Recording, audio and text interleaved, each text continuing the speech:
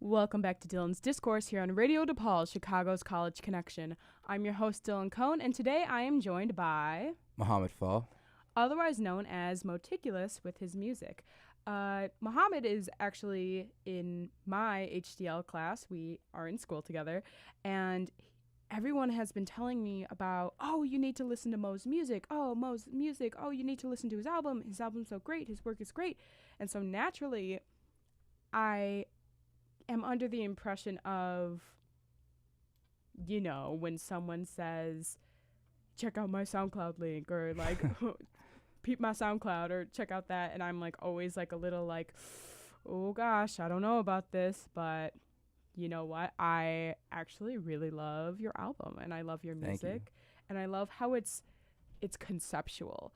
I feel like a lot of rap is just, I don't want to generalize rap because it is a very important genre of art, but I do feel sometimes that it's so focused on this weird front instead of being real. You know what I mean? Yeah, and like that was the whole purpose of my project, because so in like the day and age we live in, what's mainstream now is what's popular now is how do I say this? Is the front part of it. So basically it's not given much thought, and it's just things that are on the surface. So everything out there today that is popular is mostly because that rapper is putting on a facade or something. Right. Everyone loves this weird, unobtainable. It's kind of like the whole like, look at all these things I have that I'm like just renting for this music video that you could obtain, rather than actually having a message. And I feel like your work has a message, and that's what's going to draw people to it. Especially today. I feel like that's kind of, the rap field is so oversaturated that I feel like what's going to separate you is your message and your concept, and it's so there in your music. And so with that being said, let's talk about Moticulous. How did he come to be? Oh, well, I'm actually gonna go way back to before Moticulous was even a thing. Like, I started rapping when I was like 5th, 6th grade, and that's when I started writing. I actually only started writing lyrics because my sister used to sing, and she used to write lyrics, and I used to try to copy her, and she told me to be original. So one day I was like, all right, I'm gonna be a rapper then. So that was a weird thing that I did as a kid. And then growing up, I started listening to artists such as Eminem, 50 Cent, and there was something about rap music that just really stuck with me. Like, I felt like it was just such a great way to express raw emotion, and I just fell in love with the whole idea of lyricism and speech patterns, the way you use your breath and how you control it, your flow, and how all that just makes this piece of art, like all those different components that people don't really take into consideration. Like, it's a lot more complex than people think. Like, I've had people tell me I think it's easy to rap, and I think that that's invalid. Yeah, I feel like that kind of nullifies all the work that goes into it beyond just writing the lyrics. It's how you present it. That is like half of the journey of creating a piece of art. You're also, Mo here studies acting. He's a BFA 1 acting major. How do you feel your acting career and your rap career, do they intertwine? Does one influence the other ever? Oh yeah, definitely. I've always naturally been someone that's wanted to perform in any way possible, and I feel like I started, working on music before I started acting. And when I started acting in high school, it definitely helped me out with my music because it broadened my spectrum of what art is. Like, I had this very narrow conception of what it meant to be an artist. But once I started doing other forms of art, I started to notice that maybe there's a bigger picture. Yeah. Yeah. That's dope. So you're from Seattle, right? Yeah. What aspects of your upbringing, may it be your background in whatever that means to you, how has that influenced your music? A lot. I was born in Seattle, and I was born in a household where both my parents were immigrants. Mm-hmm. They were from the Gambia. When I was 7 years old, my sisters and I, we moved to the Gambia, and my parents were living in Seattle, and we lived among my uncles and aunts on my dad's side. And I feel like the reason why one of the biggest influences for my music is my personal experiences and things I have experienced during my childhood. And I did not have a typical childhood. I didn't have both parents at home all the time. They were always at work, and I kind of had to learn how to figure things out on my own in a way. But I think most of my art comes from the things I've experienced before. Mm-hmm. How long did you live in Gambia? About 5-6 years, maybe. Like, what point in your life was that? How old were you? I moved there when I was 7. I came back over here when I was 10. Then I moved back for 5th grade, and then I was there again till my 7th grade year. What was it like living there? I honestly loved it. It was the sense of community you get there is something that you don't really get here. Mm-hmm. And as a black man living in Africa was very different, because when you looked around, you knew you belonged, and that's something that I feel like, speaking for not speaking for everybody, but personally, sometimes I'm in a situation where I look around and I feel alone because not everybody there is like me, or would ever understand some of the things that I do go through. Yeah. So it was really nice to have that sense of community. That's real. That's some real stuff. Yeah. I'm like so fascinated by the fact that you literally lived in Gambia. That's amazing. What's the native language of Gambia?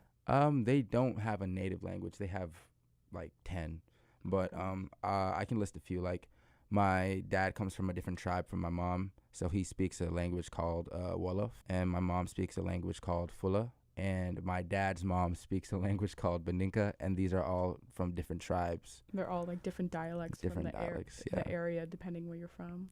Not exactly.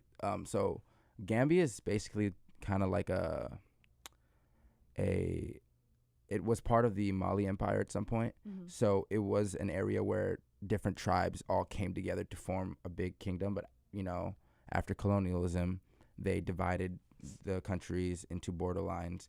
And the British basically followed the river, the River Gambia, and that's why the country is called the Gambia. But it's this small country in West Africa. And you find about 10 different tribes within this small country. It's smaller than Rhode Island. It only has about 1.5 million people living in it, but it's filled with culture. Have you ever considered integrating part of those languages into your rap? I actually haven't really thought about that, but that sounds like something I would do in the future. Yeah, I'm just planting some seeds. I don't know. All right. So you're only 18 years old, correct? Yeah. What is your process? How do you create an entire concept from start to finish? How do you do that at such a young age? What is your process of writing, recording, and producing? I made this entire project in my bedroom, in my little apartment, with my dad that I lived in. I don't know. I feel like if you set your mind on something, it's not easily achievable, but it is achievable. Right.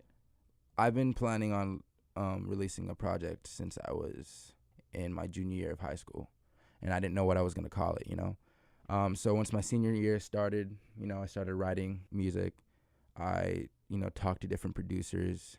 I started recording myself. And the reason why I called the project Senior Year was because every song in the project was a feeling that I've encountered during my senior year of high school. And I also see my senior year of high school being like one of the most important years of my life, like life-changing, because it's when I decided that I wanted to pursue a career in acting. It's when I decided that I wanted to actually make music professionally. It's what made me decide that I wanted to go to college, you know, so that's a really important part of it. So like my creative process was basically locking myself in my room and just work, like on the weekends, just working the whole day and not letting myself out till I had a finished project. Wow. Good for you. That takes a lot of tenacity. I know my senior year, I was not creating as many things as I should have. Oops. I mean, it definitely took away from schoolwork, but the sacrifice you make as an artist. Yeah. You know what? It's okay. Who uses trig anyway? Right. So the craziest thing about this album to me is that it's not even a month old.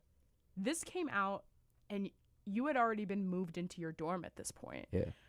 What was that? What was the night of the drop like, especially being in a new environment where you don't exactly know everyone like you do back home? Yeah, it was definitely like insane. So what happened was I was supposed to release it on August 24th, and that was the day before I left to come here. Mm-hmm. And the problem was that it wasn't ready in time because I had to do a few like remasters and, you know, some edits. Yeah, and that happens. You know, and I was really scared because I was like, oh, I mean, why drop the album after I leave when I'm leaving my audience, like where my main audience is? So when I got here, you know, I told a few people that I made music if it ever came up. And, you know, they're like, oh, that's cool. So I remember the night that it dropped, I was actually hanging out with some friends and like it was like this little kickback at my friend's house. And I was like, guys, my project just dropped. Oh. And they're like, what? You make music? So yeah, they played some of it there, and it was just a really cool vibe. And the more people that heard it, like they would ask me questions about it. And I definitely think that it's good that I released it the 31st because I feel like it was a really good way to open myself up to a brand new audience in a brand new area. And one thing I've noticed is that this place is a place where people really value art. So it was really nice to get actual feedback from like and like have people tell me how they actually felt about it. So it was insane. Yeah. It was really exciting. And like what an interesting way, especially if it's your first week here and you're just, hi, my name is Mo. How are you? Also, here's this entire project where I kind of bare my soul for a little bit. Here's a little insight on my entire senior year. Yeah, it was definitely weird because like it's a very personal project. And like half the songs that I put on there, I wouldn't have put on there if this was a few years later. I feel like I just got a little bit more comfortable with sharing like the way I feel and, you know, being vulnerable. Yeah. Yeah. Especially at this conservatory through their acting courses, I'm sure this was like just the tip of the iceberg as far as being vulnerable. Yeah. So I've heard. Yeah. So before we get into unpacking the actual album itself, we're going to take a quick song break. Here is Element by Kendrick Lamar. Welcome back to Dylan's Discourse here on Radio DePaul, Chicago's College Connection. I'm your host, Dylan Cohn, and today I'm joined by Mo, otherwise known as Moticulous.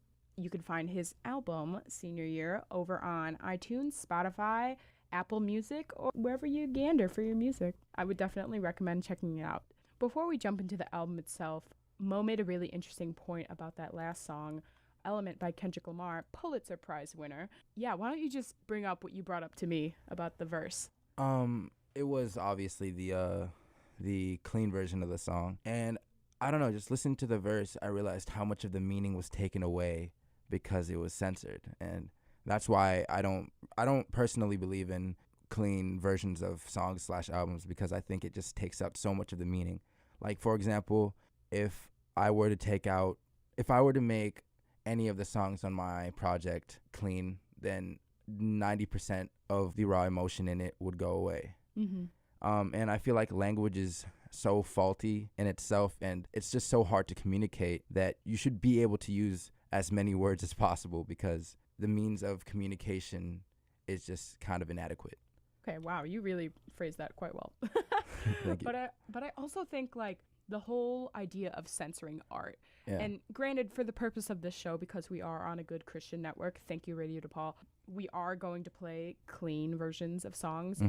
But I do think it's interesting. I didn't realize that the entire second verse of that last song we played was different in efforts to reach out to an audience. It's a different audience and it's a different experience. And I commend you for not making clean versions, because I know it's probably easier to reach a wider net of people and cast that wider net, but in a way it's not your music. Yeah, and like I still don't even know what my audience is per se, because and you're so new.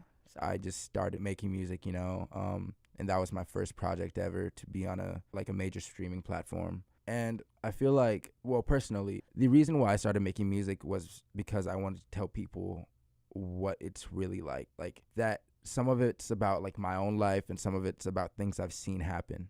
And I've always wanted to keep it real in that way, if that makes any sense. No, it does. And I feel like if I ever censored my stuff or changed the meaning of my music to appeal to an audience, that would make me a hypocrite.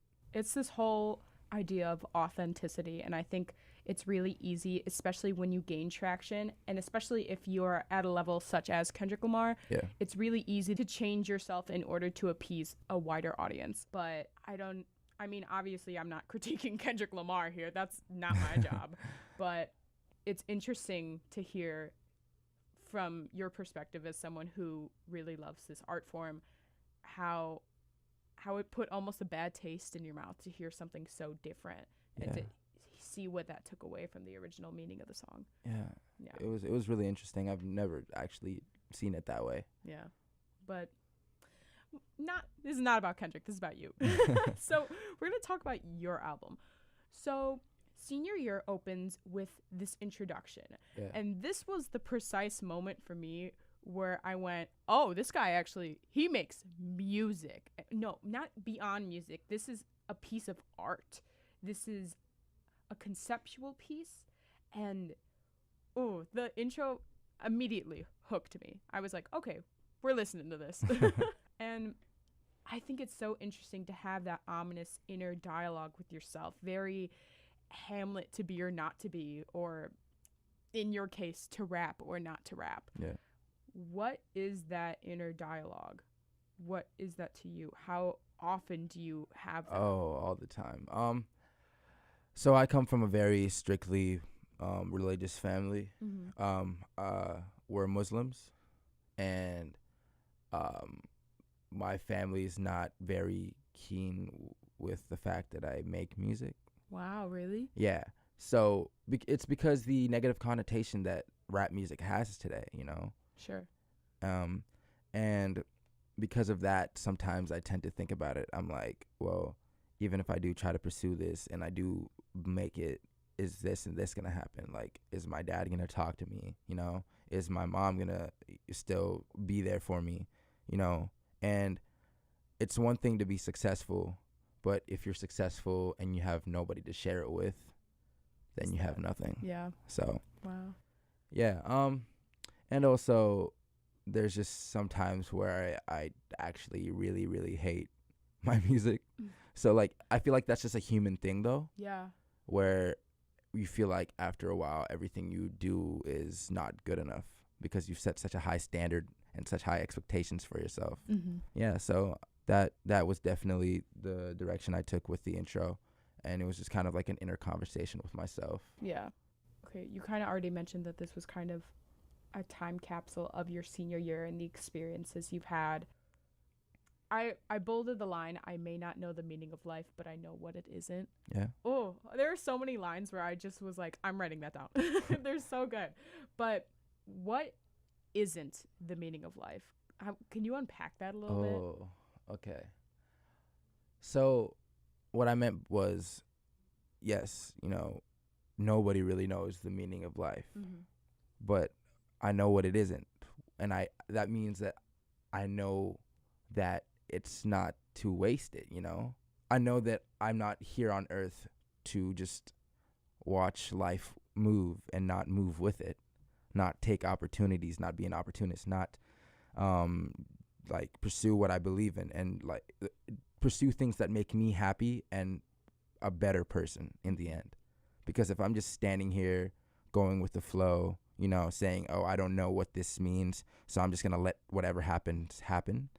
I feel like that is probably the worst thing you could do to yourself as a person, because it just limits you. If I wasn't the person I am, I'm an opportunist. Whenever I get an opportunity, I jump on it, because I know that if I hadn't jumped on opportunities in the past, then I wouldn't be close to where I am today. Right.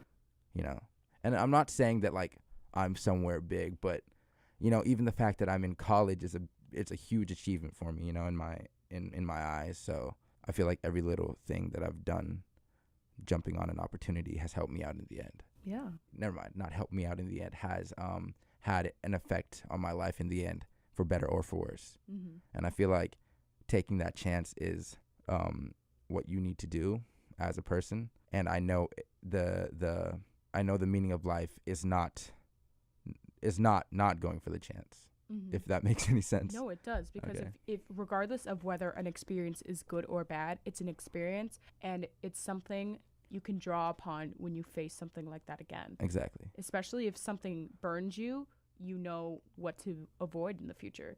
Yeah, definitely jump on an opportunity if it comes around. I wrote notes for every single song, but I know we won't be able to go through song by song, because I know I'm going to want to talk to you so in depth about so much of this. Oh, there's just so much to unpack with this album. Oh my gosh. Okay, I'm going to take a step back because I'm so curious. Have your parents heard your album? No. Really? Yeah. Why? Well, I use bad words and they don't mess with that. I don't know. I just don't feel like it's the right time to show them all of my music, because I don't think they understand how much it does mean to me yet. So they haven't heard it. No. I don't think anybody in my immediate family has heard it. Wow. Yeah. Do you feel like you're sitting on a secret? Yeah. Oh my gosh. Is that difficult? It's very difficult, because I always think about what if this takes off? Mm-hmm. I can't hide it forever, Right. And So, you shouldn't. it- Oh gosh. It makes me not want to pursue it sometimes, but Right. That's that back and forth. yeah. Gosh. Wow. Well, I hope you find a way to integrate it into the conversations you have with them, because they deserve to share this piece of art with you. Yeah. They really do. Especially listening to Black Man and Mhm. everything that in that song. I think that song is your best, lyrically, hands down. And especially incorporating the swing music, and what that means culturally and with Black identity. Mhm. So brilliant. Oh my gosh. Thank you. You're welcome. So a line from that song that particularly struck me, and I just want to hear you talk about what this song means to you, but Okay. a lyric I want to highlight is America deceiving me, telling me what I am and what I need to be, forcing me to buy into modern day slavery. That's so poignant and so real. I had to pause my phone and go who did that? Oh my gosh. Could you just tell me what this song means to you? Black Man is probably one of the songs that I wrote when I was probably the angriest I've ever been in my life. Mm-hmm. And the reason why I wrote Black Man was because, actually many reasons. So I had a friend who was, unlawfully beat by the police, and nothing came out of it. And then there were times that I would be there was a time that I was arrested because I was just hanging out at a park with my friends, and I was not even that much of a troublemaker. I barely got in trouble at school. I mean, once in a while, but that's because I was just being a dumb kid. But Right. the fact that I was seen as a threat to other people, the fact that people would call the cops on me because I was hanging out in a park was just so frustrating. The fact that no matter what I did, I was seen as nothing but a black man. I'm so sorry about your friend. That's terrible. And oh my gosh. Black Man is more than a song. It's a political statement. Yeah. I hope everyone, if they take anything from this interview, which there are so many things, because just talking to you are just wonderful. Thank you. You're welcome. Everyone, go listen to Black Man by Moticulous and just experience what the song is. And I hope this country does better, is what I want to say on that. I hope this country does better in a lot of aspects. Ugh. Yeah. It's just, there's so much to... There's so much to work on. America do better is what I have to say to that. Yeah. Actually, I'm currently working with a team on a video for Black Man, so just keep your eyes peeled for that. Where's the best place for people to follow progression on that? Follow my Instagram at Moticulous_music, and you get all the updates. Is this your first music video? No, but yes. It's my first actual music video since I've put my stuff on streaming platforms. But oh my God. I have some funny little music videos from the past that you could probably dig up. Ooh. I'm not going to tell you how to get them, but you could probably dig them up. I'll find them. Yeah. I'll go FBI on this and just straight up. I'm glad if you're making a music video, I'm glad it's to this song because I think that is necessary. Okay, my favorite song off the album is probably Loadouts. Loadouts. I love that song. I think it's a weird question, and I hate when people ask this. I don't want to ask if you have a favorite song. Obviously, that's a dumb question. But is there a song of yours that resonates with where you're at right now the most? Oh, damn. I mean, that's a hard question. Okay. None of these songs are where I'm at right now. I feel like all these songs were where I was at the time of writing them and the time I recorded them. But I don't think any of the songs define me or resonate with who I am right now. Because I feel like even though I just released this project, I've grown so much since coming here, So yeah, I don't think there's one that does really resonate with me. Interesting. You have a line in Loadouts where it says, "My family will never understand." Obviously, we've already talked about that. Yeah.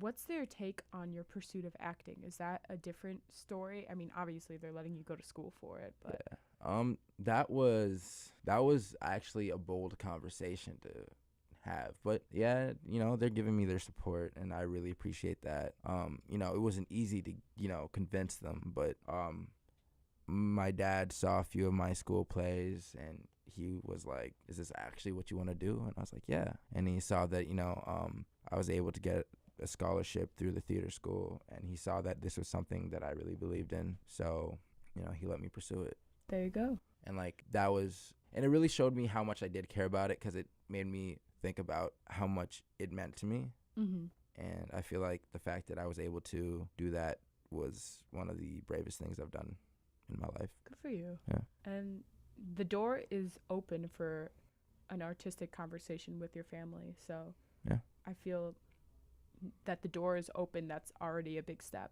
Yeah.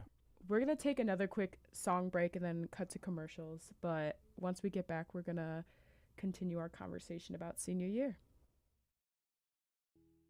Welcome back to Dylan's Discourse here on Radio DePaul, Chicago's College Connection. I'm your host, Dylan Cohn, and today I'm joined by Muhammad Faal, also known as Moticulous. That's his... How did you choose Moticulous? Well, my first rap name was Momo the Beast. Yeah. And that didn't cut it. It comes from my favorite word, which is meticulous. And I feel like my music is something that I'm very meticulous with. Like, every little thing matters to me, when it comes to my writing process, my recording process, the way it sounds, the vibes it gives. And, my name is Muhammad. It's not spelt with an O, though, but people call me Mo anyways, so I kind of just owned up to it. So I was like, all right, I'll be Moticulous. I think I came up with that, while playing video games one day or something. I don't know. But I was like, that's dope. I'm going to keep it. That is dope. I really like it. I know a lot of rappers have some interesting names. Everything you do has, a layer of meaning to it, which I really respect, and I really think is really cool. Thank you. You're welcome. Okay, so I'm just going to highlight some songs and just give my one line here and there. Feel free if there's a segment you want to grab onto and kind of elaborate more on. Okay. So Don't Know is your second track. Yeah. I thought it was so interesting that you kind of have that balance of one search for identity without becoming a product of your environment. Yeah. And what that search is and how it's such a slippery slope. I don't know. I just thought it was really, really cool. Yeah, Don't Know was actually I originally wrote that song for my talent show for my senior year, and the girl that I worked on it with, Adium. She's my friend from home. You know, she was a grade below me. She's graduating this year from high school, and I didn't know what I was gonna do for the talent show, and then my friend was like, "You always write about yourself. Maybe write about something else." You know, I was like, "You're right. Maybe I could try that." This song is actually like about my younger cousin, who is like one of the most important people to me, and it's like it's not exactly about his life, but I was like, this is what would be the worst case scenario. You know, it was kind of like a warning, because I knew that I was going to leave for college soon, and I know that how much he looks up to me, and you know, it was just kind of like you can't let yourself become a product of your society. Yeah, that's dope. Go Away. You talk about how you're flooded with expectations and that your mind is really clouded. And do you feel those feelings have shaped themselves differently upon starting college? I mean, a little bit, yeah, definitely. But there's always points in my day where I'm just kind of feeling clouded, Mm-hmm. you know. And I feel like that's just something that happens with everybody, you know. And it was just a point in my life where I just wanted it all to go away. One take. Okay, first of all, my flow is an open faucet. So dope. Love that. Thank you. And then what are the dreams you have in your head that you refer to in the song? The dreams I got in my head. What's the ultimate? What is your, I don't know if it's dream project, dream career, especially like acting and rapping. Do you see the two merging together? What is the dream? Well, it's not clear yet, but it's starting to take shape, Mm-hmm. definitely. Like, I have this idea for a company. It's gonna be called Illicit Records. Ooh, okay. And basically what it is going to be, it's not just going to be like a music label. What I'm trying to make it is an entertainment label all the way around, because it would bring together my two biggest passions. Mm-hmm. You know, the acting side of the entertainment and the music side of it. And I don't know, I have big plans. And I've always been somebody that's planned for the future since I was a kid. Like, I've always just been like, I'm going to be something. I'm going to be something, you know, and that just rings in my head. And it's like a voice I hear over and over. So I feel like nobody really knows what I'm thinking ever. Yeah. Sorry, I went on a little tangent there, but. No, tangents are allowed here. So we talked about just about all your songs. I mean, there's Peeking Through the Curtain, which is the issue of opening up, which obviously you are at a different stage in your life. Yeah. But if I can, I want to focus a bit on Too Late Before I Leave, which is the closing track. There's this song, oh my gosh, it resonated so much with me because it reminded me of something I learned last year, and you would love taking this class. It's one of the requirements. There's an aspect of forgiveness in philosophy that I think is really, really fascinating and ties into the song. So someone experiences resentment, which is the prolonging of a true emotion that is most likely bottling it up. Yeah. You know what I mean? So like, what do you do with the bottling? You can forget about it. You can suppress it until it goes away, which I put in scare quotes because it never really does. Mm-hmm. Or you can revise it in efforts to shed light on the issue. But because we are artistic minded people, we follow that saying of taking your broken heart and turning it into art. Yeah. But the issue with that is when you revise your pain so often and you revisit it, you build a stable narrative and it tethers you to that pain. Mm-hmm. And so it hurts and you have to revisit it.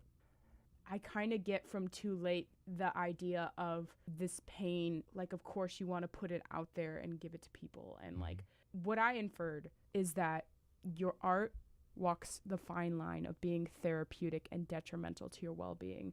Yeah. Do you agree with that? Yeah. How do you walk that line? Ooh. Okay, that's packed. You don't have to. I'm sorry. I don't. No. I actually want to try to answer this. Try to see what my brain comes up with.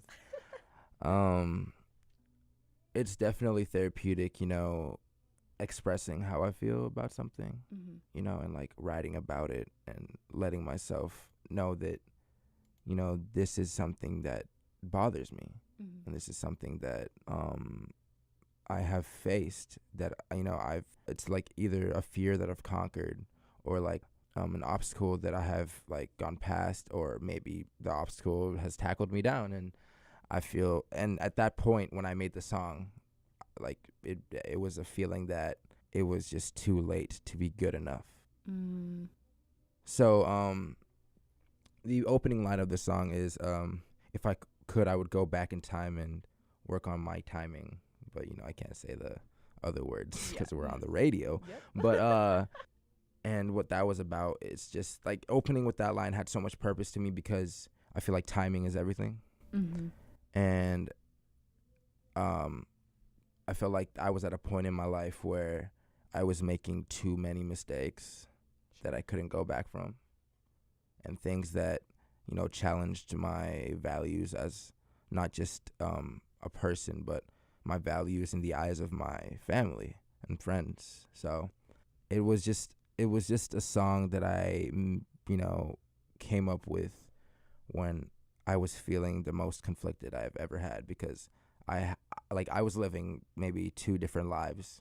I was living a different life at home, and a different life at school, or a different life with my friends, just depending on where I was, a different life in the theater. And it was just almost a breaking point where I felt like I didn't even know who I was as myself. Like, I didn't know which one was me, like which one was the purest version of me. Right. So Too Late was about, losing myself, and, how it was too late to redeem all the qualities that made me who I was. Wow. Do you feel like you're starting to regain those qualities again? Yeah, I feel like I definitely have. I know who I am now. Good. And it's like, not like I have it all figured out. I'm definitely a mess, but no one has it figured out. But like, I feel like I don't act different around different people just to get a different reaction. Right. And I've built this new unforgiving passion for whatever I talk about. Like, I don't care who it is or who you are. I'm gonna express it this way, talk about it this way, if I feel that certain way. Yeah. And that's just been the best way to go for me, because I looked at it this way. I was like, if the younger me saw who I was at that point, I would be disappointed. But now, if the younger version of me looks at me now, I feel like they wouldn't be too disappointed.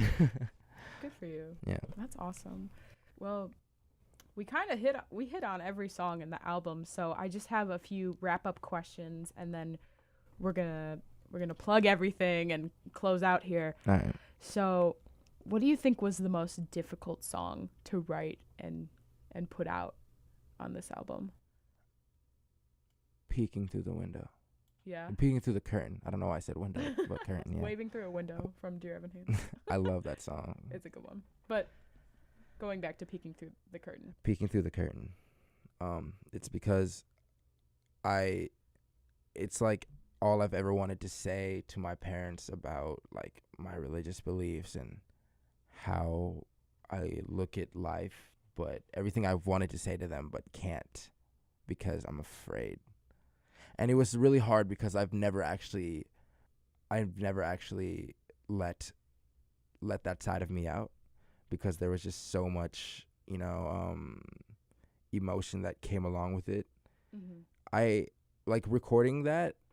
It like hurt my chest because I felt like the only way that I was able to release everything onto, into the track and like just channel everything and all that energy I had on me at the time into the song was to do it the most authentic way I could have. Right. Like the rawest form of what I was feeling. And it was really hard because it's stuff that I've never tackled before, Mm-hmm. Like one of the lines is, lately I've been asking myself where God is, Right. And that's something that, since I come from a very religious family, it was really difficult to say something like that. Yeah. I don't know if you like understand what I mean, but No, I do. Yeah. Did you feel better after having put it out and did it validate those feelings for you, or was it like scary almost? I honestly didn't want to put that song on the project. Wow, really? I wasn't going to, yeah. My friend advised me to. I really wasn't going to. Are you glad you took that advice? I don't know.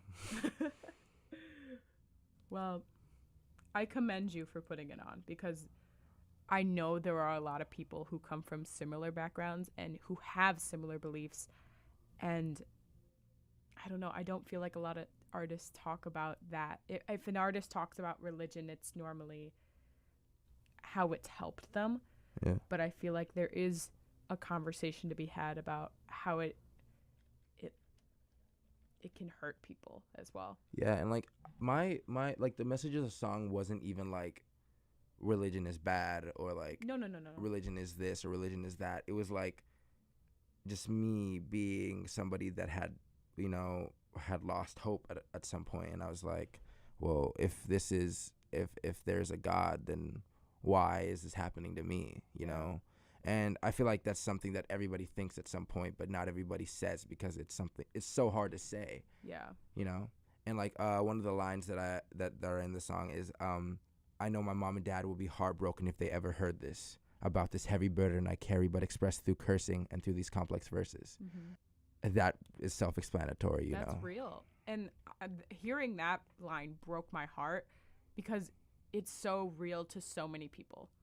Yeah. And whoever listens to that and hears that, they feel the weight that carries. And I think that's important.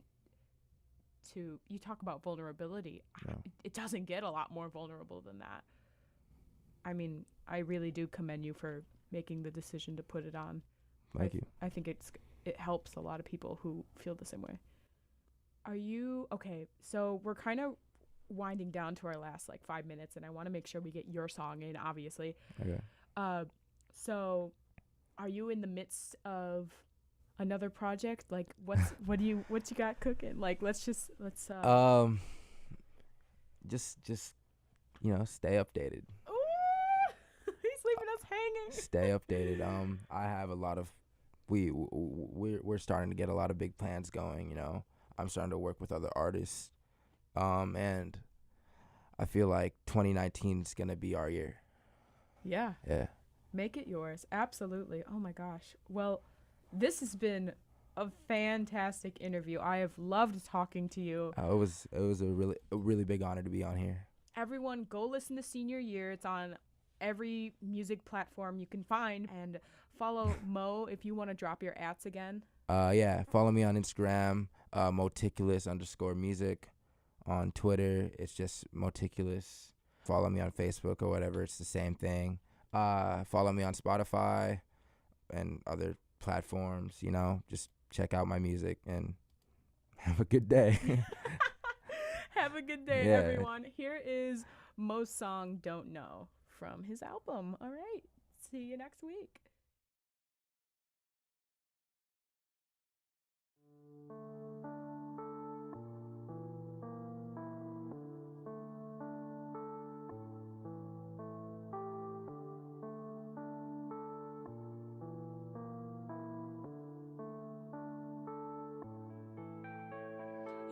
What you're doing, rushing through your life, boy, you're acting foolish. You don't know what you're doing. You say it's special, now you gotta prove it. You don't know what you're doing. Blinded by your dreams, boy, you acting foolish. You don't know what you're doing. You don't know what you're doing. Now, boy, it's Benny Honda. Picture a young boy now, trying to live life, but he don't know how. He was always pushed around. He was treated so damn foul. He would go home, cry, scream and shout. His own parents wouldn't even hear him out. He had no hope, he was lost in doubt. Had no guidance, he went off his route. Started hanging with some new dudes, bringing in nothing but bad news. He began to change, talking with more attitude. Running with the law was nothing brand new. He started riding with a new crew. Respect on his name, wasn't living like he used to. He no longer cared, he would do what he chose to. Now his life is nothing it was supposed to be. He had to watch his back in case his foes struck eventually. If you listen, I'll bet you see it wasn't his fault, you see. Just another product of society. He was tired of it, his legacy tainted. He was wasn't proud of it. You got caught locked up when the story ends, and now he remembers what they always said. You don't know what you're doing, rushing through your life, boy, you acting foolish. You don't know what you're doing. You say you're special, now you gotta prove it. You don't know what you're doing. Blinded by your dreams, boy, you acting foolish. You don't know what you're doing. You don't know what you're doing. Sorry if I'm not myself, but I just need some time for myself. Facing my demons with stealth and patience. Sometimes I feel it, gotta admit it. I ain't in my best in every moment, even if I try to show it. I need a resolution. This feeling's no good to me. I need a resolution, cause I'm sick of situations that don't serve me. But when I get back on my path, I end up running back to my past. Tell me why is that? Why is that? Never really found my way. Used to ride and went the wave. It'll all make sense someday. But this feels like going and going, no breaks. So I Going with no breaks. Going with no breaks. Oh, I go with no breaks. Go with no breaks. I'm going with no breaks. Get the face.